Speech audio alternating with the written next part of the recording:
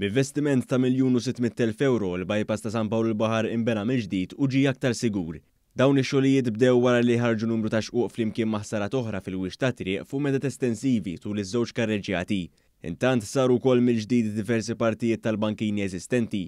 Il-perit responsabbli minn dan il-proġett Gabriella Nkurmi spjegat x'kienu jinkludu x-xogħlijiet li saru f'din il-bypass. Innaqsu nikkontrollaw il-krekjaturi u raċjaturi fl-asfalt u innaqsu il-fatigue life li tiġri li jisseħ tifforma bl-ammont ta' stress li it-triq tara minħabba l-ammont ta' traffiku dejjem jgħaddi fuqha kuljum. Żar ix-xogħlijiet li saru il-Ministru għall-Infrastruttura Aron Farrugia li tenna l-75% tat-toroq residenzjali li ġew imwiegħda tlestew. Dan kif saru 1057 triq minn 1400.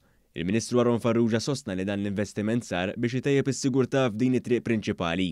Il-post huwa tafli kienu diversi xquq u deformazzjonijiet u allura il-bżonn ta' intervent bħal dan. Ringrazzja lilhom tax-xogħol li jagħmlu, xogħlijiet fuq toroq arterjali huma importanti ħafna kif huma wkoll fit-toroq residenzjali illi issa mixjin biex inkomplu nagħmlu 60 km ta' toroq fis-sena imma wkoll issa mixjin ukoll għall-mira illi missejna mal-75% tat-toroq identifikati għal pajjiżna.